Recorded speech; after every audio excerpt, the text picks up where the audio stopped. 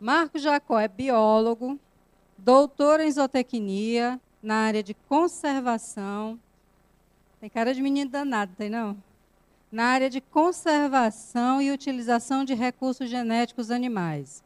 E é analista de transferência de tecnologia da Embrapa Meio Norte. Pronto, Marco. Eu perguntava, alguém conhece galinha canela preta aqui? Ninguém conhecia. No dia que eu mostrei a apresentação, tá, doutor, que é isso? O senhor está falando da galinha jacu. Canela preta ninguém ia conhecer aqui. Então a gente tem que ter, como técnico, como pesquisador, tá? Você tem como extensionista, você tem que ter a sensibilidade de verificar alguns detalhes, que região para região pode mudar o nome. Tá? Outro. Aqui é só mostrando a diversidade dentro da raça. E eu chamo a atenção para esse detalhe. Gente, raça não é linhagem. Tá? Raça, dentro de uma raça, você pode tirar diversas linhagens de dentro de uma raça. Agora, qual a diferença? É que numa linhagem você é muito exigente quanto à coloração, padrão de tamanho, tem que ser tudo igual. Numa raça, não. Não pode, deve haver uma variação de coloração, forma, tamanho. Se não fosse assim, não seria uma raça, seria uma linhagem. E graças a ter esse entendimento é que hoje nós temos em outros casos específicos, por exemplo, santinês. Antigamente, o ovino santinês só se fosse vermelho. Mas aí houve uma percepção a tempo de permitir a presença de outros, não foram totalmente descartáveis, e hoje nós temos o branco, né? Nós temos o preto, nós temos o próprio vermelho, uma variação imensa. Ovino morada nova, era o vermelhinho, cor de cutia. Agora já tem o morada nova branco, já tem o morada... Quer dizer, se você não estivesse tratando aquilo ali como uma raça, e sim como uma linhagem, você teria desaparecido com toda a variabilidade. Próximo. Marcadores externos ainda. Importante, dentro de uma raça, você ter marcador externo até para os ovos na linha. Não é padrão, não é linhagem. Então não tem que ter todos os ovos azuis, ou todos os ovos vermelhos, ou todos os ovos amarelos. Pode ter todas as cores de ovos. O que significa que, em termos de conservação, a raça está extremamente saudável, em termos genéticos, porque ela tem variação. Aí você pergunta, mas Marcos, para que variação? É simples. Se não houver variação, nós não temos a riqueza genética que necessitamos para o futuro. Quer ver uma situação clara? Se chegar aqui uma gripe, um vírus da gripe, aqui nesse auditório, eu posso ficar de cama com a gripe. Ela aqui pode simplesmente nem perceber que está gripada. Outro sente só um mal-estar. Por quê? Porque nós temos uma variabilidade genética enorme aqui dentro desse auditório. E é em nome disso que a gente conserva uma raça com a maior variabilidade possível.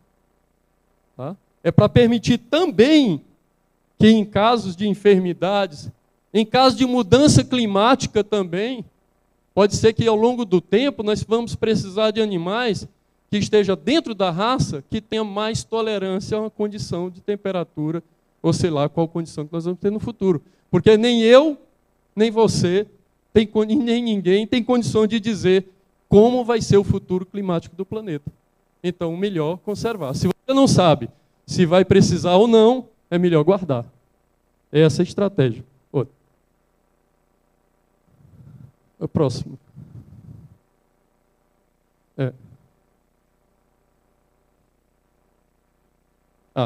Bom, dentro dessa estratégia, o que é que nós temos usando? Isso aqui eu gosto muito de dar como exemplo, que é essa pirâmide. Como é que funciona a pirâmide das raças? Você tem um núcleo, que é o núcleo que nós temos aqui em Teresina, e o papel desse núcleo o que é?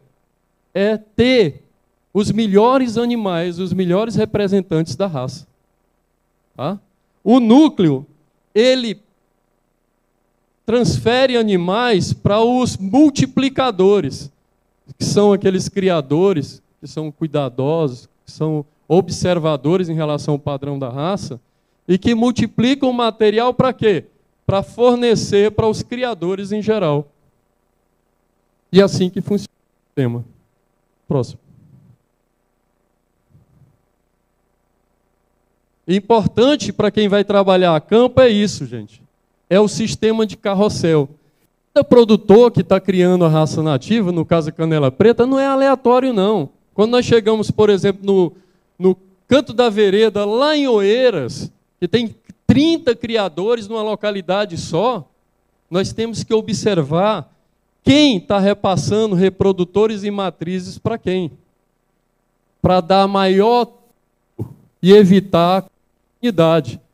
Porque quando se trata de raça, nós trabalhamos com a maior variabilidade possível, não foi o que eu disse? Então não adianta a gente eleger um melhor reprodutor e todo mundo querer a mesma genética. Você tem que rotacionar aqui os reprodutores e também, se possível, algumas matrizes, que é para você manter a variabilidade. E o melhor sistema que eu gosto de utilizar é na gestão genética usando o carrossel, que é simples, de entendimento fácil. Na estratégia que nós utilizamos ainda para transferência de tecnologia com essa raça, para levar essa raça para devolver, o que nós estamos fazendo, gente, é devolver a raça às regiões onde ela quase desapareceu. Qual é o princípio? Para que os animais possam ser enviados para aquela região, primeiro tem que haver, pelo menos, relato de que um dia existiram lá. Mas a maioria dos lugares ainda existem, em pequenas quantidades, mas ainda existe. Então nós trabalhamos muito com jovens. Lembra atrás que eu falei? Trabalhamos com escolas agrícolas, escola família agrícola, institutos federais, etc., etc. Pois é para isso. É para que eles sejam produtores de referência, tá? Porque já tem conhecimento técnico, eles têm como absorver informações facilmente. Próximo. Outra coisa importante é a instrumentação. Não é porque é uma raça nativa que você não pode instrumentar. O que eu chamo de instrumentação? São mecanismos, são máquinas, são objetos que podem facilitar a produção. Uma delas é a chocadeira.